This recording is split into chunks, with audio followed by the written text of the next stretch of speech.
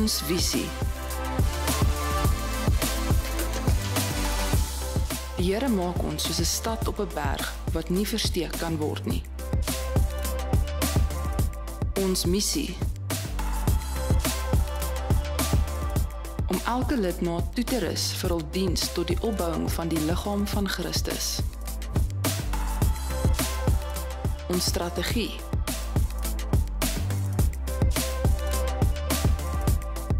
Gaan die hele wêreld in en verkondig die goeie nuus aan almal. Ons waardes. Groei. In die beeld van Christus. Konneksie.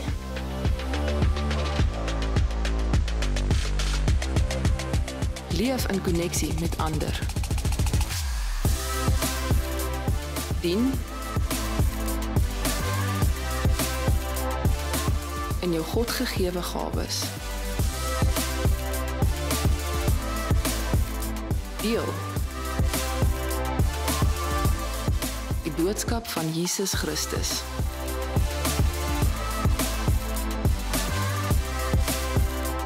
Ons tema vir hierdie jaar is kom huis toe.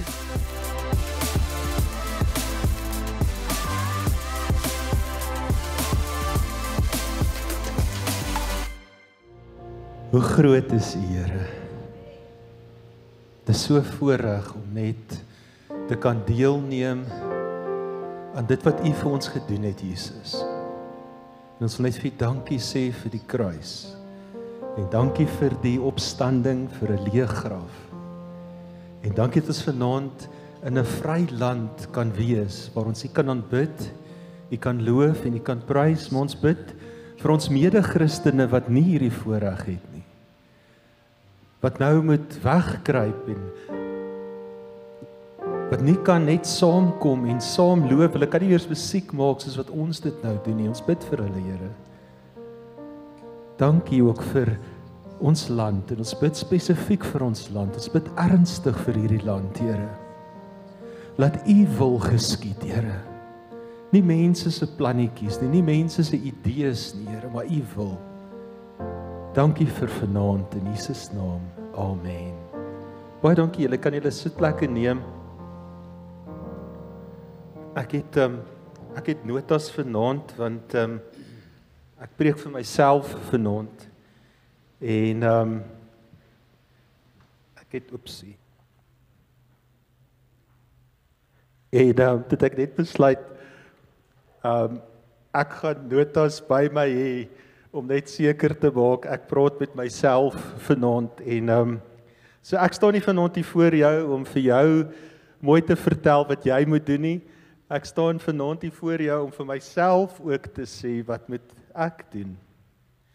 Dit is eintlik baie interessant want ons het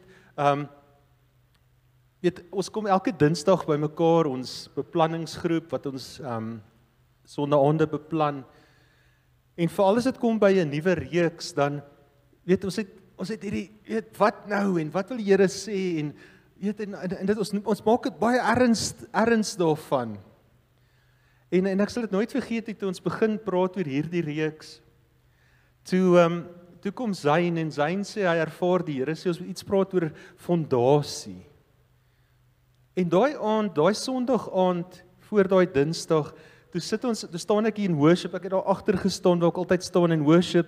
En terwyl ons die liedjie gesing Build My Life en terwyl ons dit sing, toe kom ek weet nie of julle al daai winkels gesien het Build a Bear.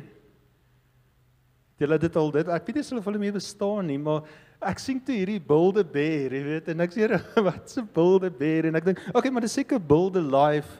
So ons gesels toe 'n bietjie daaroor en ons sê toe dalk moet ons 'n bietjie gesels oor ons lewens wat konstant onder konstruksie is.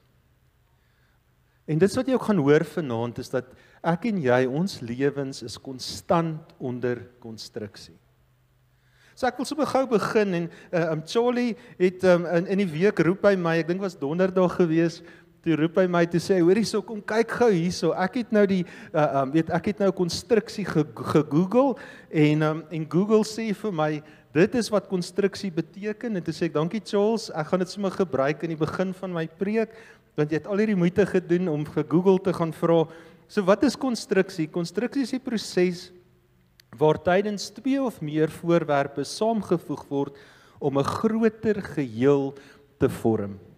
En dan die tweede gedeelte, en ek dink dis die gedeelte hoekom wat hom so gestuur het, dat hy my geroep het, hy sê, as voorbeeld, en dis Google wat vir ons, Dr. Google, gee ons hierdie voorbeeld, hy sê, as voorbeeld kan houtbalke gebruik word om 'n kruis te bou. Baie interessant, wow, ja. So dankie, ek weet nie wat Charlie daai wat, dankie Charles, vir daai ene. So, as jy daaraan dink, 'n konstruksie, hoe werk dit, nê? So hierdie gebou, baie jare terug, was hier net 'n groot oop veld gewees. En toe begin ons om hierdie gebou te bou. Nou interessant, onder al hierdie pilare, want ek was saam hier gewees, onder hierdie pilare is daar fondasies gegrawe, wat meters en meters diep is. As jy daarin staan, kan jy nie bo uitreik nie. So ons het hierdie fondasies gegrawe, en ons gaan later bietjie daaroor gesels, en toe het ons sement daarin gegooi, maar bo op hierdie fondasies het ons met stene, met hout, met staal, met allerlei goed het ons gebou, en ons het hierdie goed saamgesit. En hierdie goed wat ons saamgesit het, vorm hierdie gebou wat julle vanaand hier so sien. So ek wil vanaand bietjie gesels oor hoe God jou vorm, en hoe ons baie keer mekaar vorm. Daar's 'n bouproses, daar's 'n konstruksieproses waar God met my werk, maar daar's ook 'n konstruksieproses waar ons mekaar werk. So ek wil begin met 2 karakters wat ek oor wil gesels vanaand. En die eerste ene kry ons hier in 2 Samuel 4 vers 4. Saul se seun Jonathan het 'n seun gehad. Die seun se bene was verlam. Hy was 5 jaar oud toe hulle gehoor het wat met Saul en Jonathan gebeur het naby Jesreel. Die vrou wat die seun opgepas het, het hom geneem en gevlug, maar sy was so haastig om te vlug dat sy hom laat val het en hy het verlam geword. Die seun se naam was Mephiboset. So daar het oorlog uitgebreek in Israel en sy pa Jonathan en sy oupa Saul het gaan veg en die koning teen wie hulle geveg het hulle oorheers en het vir Saul en vir Jonathan doodgemaak. Ook die ander familie is begin uitgewis word en net Mephiboset het oorgebly. En sy oppasser, hy was net 5 jaar oud gewees, sy oppasser hoor wat het gebeur en sy weet hoe dit werk in die antieke wêreld. Dat as jy 'n koninkryk wen, dan maak jy die koning dood en al sy familie sodat daar nie weer iemand kan opstaan nie. So hulle gaan soek die hele familie en sy het geweet op 'n stadium gaan hulle by Mephiboset uitkom, so sy vlug met Mephiboset, maar in die vlug het sy hom laat val. Hierdie vertaling sê hy was lam, hy was verlam. Ander vertaling sê net hy het moeilik geloop. Al wat ons weet is daar was 'n gebrek by Mephiboset. Hy het geval, hy het seer gekry, dalk sy rug gebreek en hy kon nie mooi loop nie of hy kan glad nie loop nie, maar ons weet hy het hierdie gebrek gehad. Nou fast forward so amper 20 jaar, omtrent so tussen so 16 en 18 jaar, toe begin Dawid, wat jy sien wat toe nou hulle het nou gedink as hulle nou die koning doodmaak en sy seuns, dan gaan hulle nou hierdie land wen, maar wat hulle nie besef het nie is God het vir Dawid aangestel as koning. So hy het nie uit die nageslag van Saul nie, hy het vir Dawid, so Dawid het net opgestaan as koning en hulle oorwin en begin regeer in Israel. Maar seker so tussen 16 en 18 jaar later begin Dawid ewe skielik net 'n passie kry. En hy het hierdie hartseer want hy dink aan Jonathan, sy beste vriend. En hy wonder hoe sou dit gewees het om nou met Jonathan te kon gesels, om saam met Jonathan te kon regeer, om saam met Jonathan hier te kan wees. En hy wonder en hy begin te wonder, het daar nie dalk iemand oorgebly nie? Is daar nie dalk een van Jonathan is daar nie dalk iewers 'n kind wat hy nie van weet nie of en hy kry toe sy hele FBI en sy CIA spies daar by mekaar en hy sê ouens gaan vir my die hele land vol en gaan soek vir my, dalk is daar nog iewers 'n nageslag van Jonathan. En hulle kom toe terug en een van hulle sê, ek het 'n ou gekry En hierdie ou het vir Saul in die paleis gewerk. En hy het vir my 'n storie vertel. Hy het vir my gesê dat daar is nog 'n seun. So Dawid het dadelik die man geroep, sy naam was Siba gewees, nie Simba nie, Siba, en hy laat kom vir Siba, en hy sê, vertel vir my, en Siba sê, ja, daar is. Hy sê, daar is 'n kleinseun van Saul, Jonathan se seun, en hy vertel vir my die hele storie, hoe hy geval het, en hy bly op die oomblik in 'n plek met die naam van Lodabar, en by 'n baie ryk man wat hom beskerm. Nou ons lees daar verder in 2 Samuel 9 vers 5 tot 6. Hy sê, koning Dawid het mense na Lodabar toe gestuur en hom by Makir se huis laat haal. Toe Mephiboset, Jonathan se seun en Saul se kleinseun by Dawid kom, het hy met sy gesig teen die grond gebuig. Dawid vra hom, is jy Mephiboset? Ja, dis ek. Ek is tot die diens, antwoord hy. Ek kan vir my daai prentjie opsit. So ek is 'n visuele leerder, so ek hou van prentjies. So dis dalk hoe dit sou gelyk het. Koning Dawid omhels vir Mephiboset. Nou ek dink Mephiboset het 'n ander idee gehad. Ek dink hy het gedink hy kom paleis toe wat hy gaan doodgemaak word. Ek dink hy het gekom met hierdie verwagting van ek was die enigste een wat oorgebly het en die koning gaan van my ontslaa raak, maar iets anders te gebeur. Sien in vers 7, Dawid sê vir hom, moenie bang wees nie. Ek sal vir jou net goed wees, omdat ek en jou pa Jonathan sulke goeie vriende was. Ek gaan al jou oupa Saul se grond vir jou teruggee, en jy kan altyd by my kom eet. Mephiboset het glad nie verwag nie. Hy het verwag dat hy gaan om die lewe gebring word, maar Dawid sê nee. Hy sê jy gaan aan my tafel kom eet. En wat my eintlik so mooi is van hierdie teksvers is hierdie teksvers verwys direk. Jesus praat eintlik oor hierdie teksvers in Johannes 14 vers 1 tot 3. Dit is so mooi teksvers. Ek wil dit graag vir julle lees. Jesus het aan woord. Hy sê moenie dat hierdie dinge julle te veel ontstel nie. Julle vertrou mos op God. Vertrou my ook. Skep moed. My Vader het 'n huis. Daar is meer as genoeg plek vir julle almal. En hy praat met ons ook. Ek gaan om vir julle daar plek reg te maak. Dink julle een oomblik ek sou dit gesê het as dit nie so was nie. As ek alles vir julle reg gekry het, kom ek julle haal om by my te wees. Waar ek is, sal julle ook wees. Amen. Nou, ek dink dit moet 'n baie groot huis wees, want hy sal vir meer as 2000 jaar besig om daai huis reg te kry. Nou ek onthou daar was 'n sanger gewees, 'n Christen sanger, en hy het 'n liedjie geskryf oor hierdie teksvers. Die liedjie se naam was My Father's House. En ek onthou hy het gesê kom saam met my na my pa se huis toe. Hy sê there's a big yard, there's a big house, there's a big playground, there's a big table, en hy het hierdie klomp big goed gehad. Ek onthou daai liedjie so mooi, en hy sê dat ons word uitgenooi na hierdie huis toe om in die Vader se huis. Ons gaan eendag saam met hom aan sy tafel sit. Ons lees dan verder en ons sien in 2 Samuel 9 vers 8 en 9. Hy het weer teen die grond gebuig en gesê, U Majesteit, ek weet nie hoekom U dit vir my doen nie, want ek is niks meer werd as 'n dooie hond nie. Wow. Sê, hoekom doen jy dit vir my? Ek is niks meer werd as 'n dooie hond nie. Dawid het toe vir Siba, die man wat vir Saul gewerk het, gesê, Siba, ek gee nou al die grond en goed van Saul, jou vorige baas, en van sy familie vir hierdie kleinkind van hom. So is die 2 karakters, nie oor Dawid praat nie, maar daar's 2 karakters wat uitstaan. Ons eerste karakter is Mephiboset. Nou wat baie interessant is om te besef dat Mephiboset se naam beteken skande. Nou imagine jy loop, iemand vra vir jou, wat is jou naam? Skande. My naam is skande. Hy dink eintlik al soveel van hom, so min van homself, dat hy dink eintlik hy's maar niks meer as 'n hond nie, en dan 'n dooie hond ook. Dis wat hy oor homself dink. Ek dink nogal hierdie ou het 'n kompleks gehad in sy lewe. En dan het hy nie net psigiese probleme nie, hy het fisiese probleme ook. Hy kan nie loop nie, so hy kan nie normale werk doen nie, hy kan nie oorlog toe gaan nie. Hy kan nie die normale goed doen wat ander mans doen nie. Hy voel regtig terrible oor homself.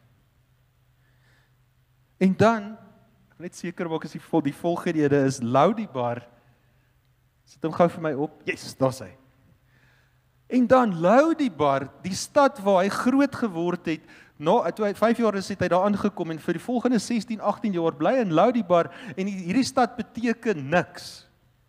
Die naam van die stad is niks. En iemand praat van, hy sê Nothingville. Okay?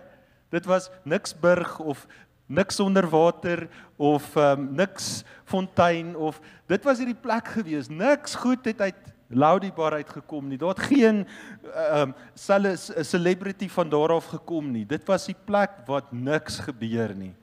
So imagine dit. Hy is niks en hy bly in niks.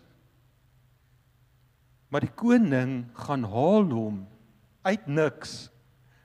Uit niks wil. Met al hierdie niks gevoelens van hom. En hy sê, kom sit aan my tafel. Jy sien, God is besig met ons. Baie keer voel ons soos Mefiboset. Baie keer is ons soos Mefiboset. Baie keer het ons dalk, ons het dalk iets soos 'n siekte wat ons onderkry. Maar God sê, ek is nie klaar met jou nie. Ek is in 'n bouproses met jou. Jy sien, Dawid was nie klaar met Mefiboset. Hy het hom net aan sy tafel kom sit en hom daar gelos nie. Hy was besig om Mefiboset in hom in te bou. Waardes van jy is meer as genoeg. Jy is spesiaal. Jy is eintlik Mefiboset, is jy 'n koning se kind. Dis wie jy is. Jy sien, en baie keer het ek en jy nodig om ook net aan God se tafel te kom sit, dat hy net weer vir ons woorde sê, soos, jy is 'n seun, jy is 'n dogter van die Vader. So ons tweede karakter wat ons mee te doen kry is Siba. En Siba se naam beteken oorwinning. So Siba is die ou wat aangekom het en vir Dawid vertel het van Mefiboset. So hy het in Saul se paleis gewerk. Nou ons weet nie wat het gebeur in daai 16, 18 jaar na Saul dood is nie, maar ek kan net dink, en dis maar wat ek dink, is dat hy het sy werk verloor. Hy het nie meer in Saul se paleis gewerk toe Saul dood is. Nou moet jy verstaan, sy naam beteken oorwinning. Sy naam beteken, ek oorwin die heeltyd. Ek is in oorwinning my hele lewe. As ek opstaan in die oggend oorwin ek, as ek gaan slaap in die oggend oorwin ek, want dit is wat my naam beteken, oorwinning. En hier verloor ek my job. En ek kan nie meer werk nie. Hy verloor nie net sy werk, hy verloor sy aansien. Ek kan net dink, toe hy in Saul se paleis gewerk het, as hy in die straat afgestap het, dan het almal gesê, daar gaan Siba, daar gaan die ou wat vir die koning werk. Dis die belangrikste ou in die paleis. En hy leef vir 16 tot 18 jaar nie in oorwinning nie. Maar Dawid gaan haal hom, en Dawid sê, ek herstel jou. Ek herstel jou, Siba. Ek gee vir jou al Saul se grond, al sy plase, al sy boorde, alles, dis duisende hektaar grond. En hy sê, jy gaan dit verbou. En jy gaan werk daarop. En ewe skielik kry hy weer sy status terug. En kry hy weer en is hy weer die persoon wat oorwin.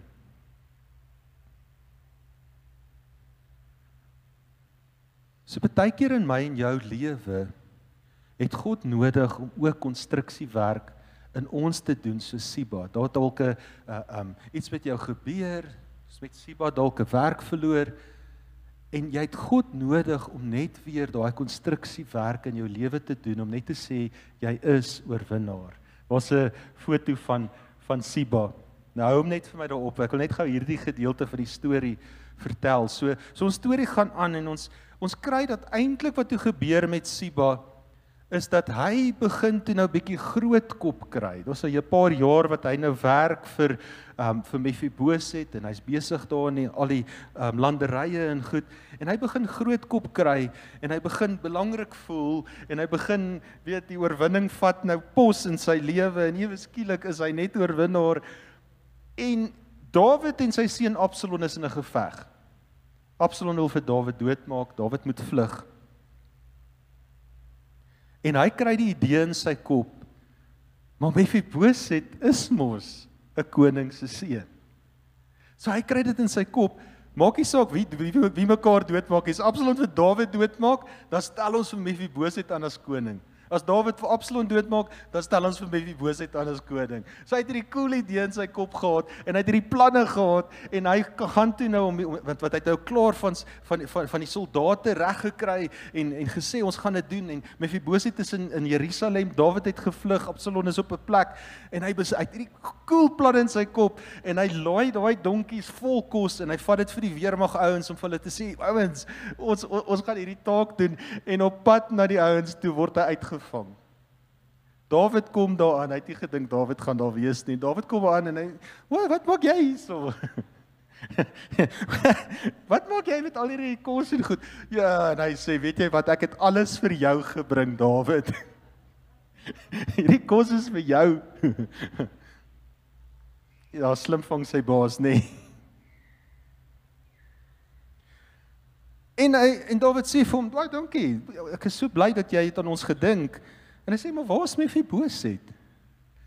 En Siba gooi vir arme Mephibosheth onder die bus.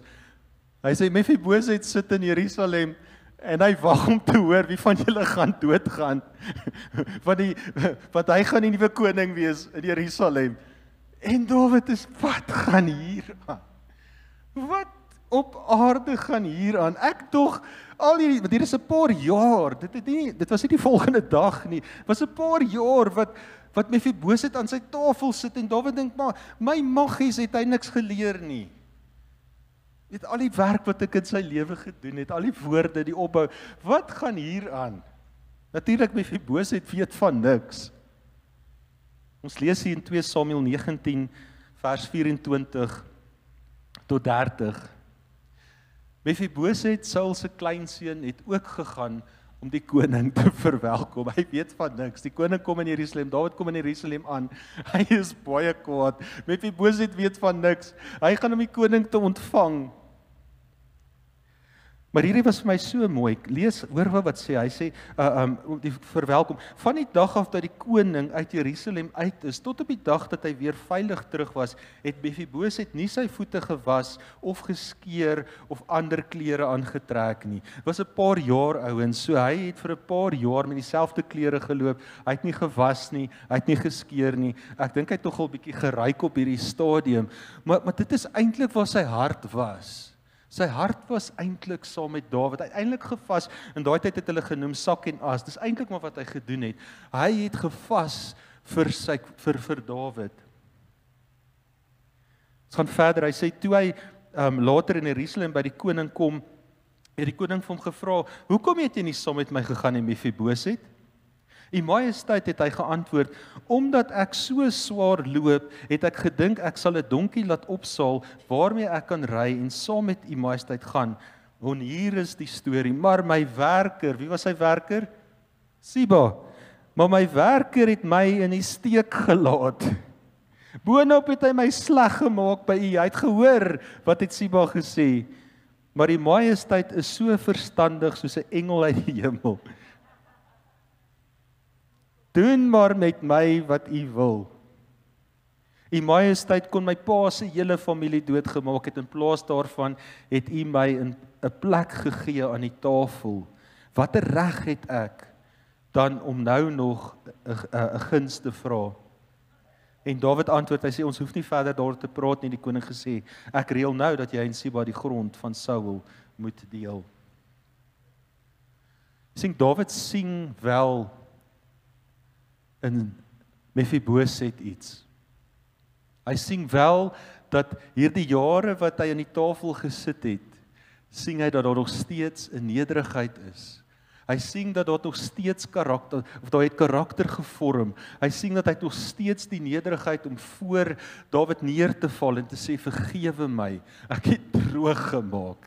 Ek het saam met Siba gepraat en ons het gedink ons het 'n cool plan en eintlik het ons 'n baie dof plan gehad. Maar vergewe my. En Dawid het hom vergewe. Dawid het Siba ook vergewe. Nou ek wil afsluit vanaand en net praat oor die 3 dinge wat ons leer uit hierdie storie. In die eerste plek leer ons dat God kan uit 'n niks, kan hy 'n iets maak. Hy vat Mefiboset wat nie net fisiese probleme het nie, maar hy het psigiese probleme, hy het sielkundige probleme. Maar hy vat hom en hy maak van hom 'n seun van die lewende God. En so maak hy dit met ons ook. So baie keer voel jy dalk jy's niks. Baie keer voel jy, weet, wie is jy? Hoekom is jy hier? Wat maak jy hier? En God wil vanaand vir jou sê, jy is belangrik. God wil sê, jy's hier want ek het 'n plan met jou lewe. God sê, jy is hier want jy is 'n seun of jy's 'n dogter van my, die lewende God. En dan in die tweede plek, gebeur dit met ons elke een, en dit het met, ek weet, baie van die mense wat hier voor my sit, moes dit al gebeur het. Party van julle gaan dit dalk nog gebeur, is dat jy leef baie keer in oorwinning, en dan ewe skielik dan, as daai oorwinning gaan, gebeur iets. Siba het ons gesien dat hy het sy werk verloor. Party van julle het al daardeur gegaan. Jy dink jy's op die kruin en dan gebeur daar iets in jou lewe en dit voel asof jy nie oorwin nie. Jou naam sê oorwinnaar, maar jy voel nie soos 'n oorwinnaar nie. En dan wil God sê, jy is 'n oorwinnaar. En hy wil jou weer help om daai oorwinnaar te wees. En dan in hierdie storie kry ons 'n konstruksie wat plaasvind tussen daai, jy kan weer vir daai los met daai prentjie op. 'n Konstruksie wat plaasvind tussen hierdie 2 mense, Mefiboset en Siba. Hulle is besig om mekaar te skaaf en te skuur. En God het vir jou in 'n familie gesit. Jou in 'n gesin gesit. En het jou daar geplaas, sodat julle kan mekaar konstrukteer, ek weet nie wat sy woord nie, maar julle kan mekaar skaaf en skuur, nê. Net soos hierdie gebou uit verskillende goed bestaan, en ons het dit by mekaar gesit, en daai goed het mekaar gevorm, en mekaar gemaak, so sit God jou in 'n familie. Hy sit jou by 'n werk, tussen baie keer die weirdste mense, hulle is nie soos ek nie, wat is fout met hulle? En baie keer vra ons, Here, hoekom? En die Here sit ons daar, want hy sê, ek het nodig dat ons mekaar moet skaaf en skuur. Hy sit jou in 'n kerk.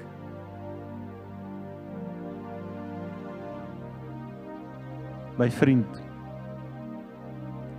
sy vrou maak hom wakker, so 'n paar weke terug, en sy sê, dis kerk vandag, ons moet kerk toe gaan. Hy sê vir haar, ek is nie lus nie. Sy sê nie, maar ons moet gaan, dit is ons nodig, ons moet kerk toe gaan. Hy sê, ek is nie lus nie. Sy sê, jy kan nie lus wees nie, jy moet opstaan en kerk toe gaan. Hy sê, weet jy, daai mense hou niks van my by daai kerk nie, ek is nie lus om na hulle kerk toe te gaan nie. Sy sê, my man, jy is die pastoor.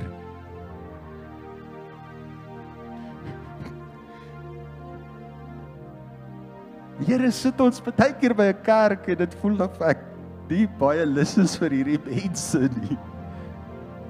Ons skaaf en ons skuur aan mekaar. Hy sit vir Siba en hy sit vir Mefiboset saam, en hy sê, julle 2 ouens, en ons sien wat Siba doen, hy is die groot verraaier. En jy, en jy het dalk stories hier. As jy 'n paar jaar om die son gevaar het, soos ek, dan het jy ook jou stories, jou Siba stories, wat jou mislei en jou. Maar die Here sê, hou aan skuur. Hou aan. Hou aan. Ek is nie klaar met jou nie. So om af te sluit vanaand. God is nie klaar met jou nie. Moenie vanaand sê ek is niks nie. Moenie vanaand sê ek is nie 'n oorwinnaar nie. Moenie vanaand sê hierdie groep mense tussen wie my gesit het, dis nie die mense waar ek moet wees nie, want God sê ek het 'n plan vir jou. Ek het 'n plan, ek het 'n hoopvolle toekoms. Ek weet waantoe ek op pad is met jou. Jy is oorwinnaar. Jy is 'n koning se seun. Jy is 'n koning se dogter. En ons het mekaar nodig. Ek gaan net vir ons bid en dan gaan ek vir Shaun vra om net vir ons te kom. Vader, dankie vir hierdie woord vanaand. Dankie dat ons almal aanhoudend onder konstruksie is. U is die heeltyd besig met ons. U los ons nie alleen, Here. Partykeer voel dit vir ons is alleen. Ek dink hoe moes Mefiboset gevoel het vir 16 jaar, voel hy alleen, ek kruip weg. Maar u het 'n plan met sy lewe en u bring hom uit daai wegkruip, uit daai niks wil, Here, en u sit hom aan die tafel van die koning. En so wil u vanaand ook manne en vroue weer aan die tafel kom sit en sê kom eet, kom drink, hierdie is jou plek. En dan wil ek bid, Here, vir manne en vroue wat dalk hier sit, wat dalk nie meer in oorwinning is nie, wat dalk deur 'n baie moeilike tyd nou in hulle lewe gaan en nie soos 'n oorwinnaar voel nie, wil ek nou bid, Here, dat U ook met hulle sal wees en hulle sal help om weer te oorwin. En dan wil ek bid vir ons wat U saam gesit het in hierdie kerk hier in Boksburg, Suid-Afrika, Here, dat U ons sal help om genade met mekaar te hê. En dat U ons sal help om mekaar te verdra, Here. En dat U ons sal help om heeltyd mekaar op te bou in liefde. Amen. Dankie, Here.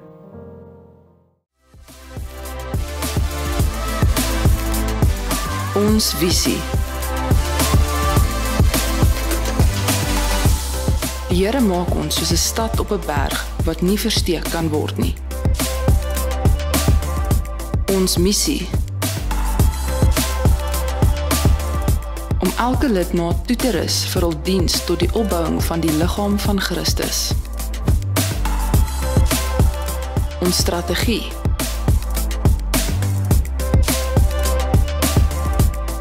Gaan die hele wêreld in en verkondig die goeie nuus aan almal. Ons waardes. Groei. In die beeld van Christus. Koneksie.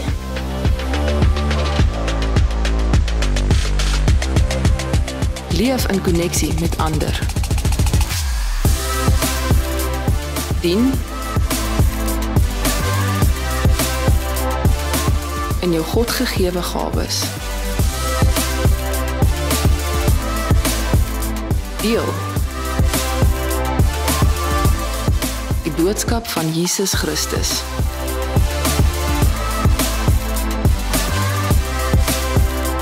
Ons tema vir hierdie jaar is kom huis toe.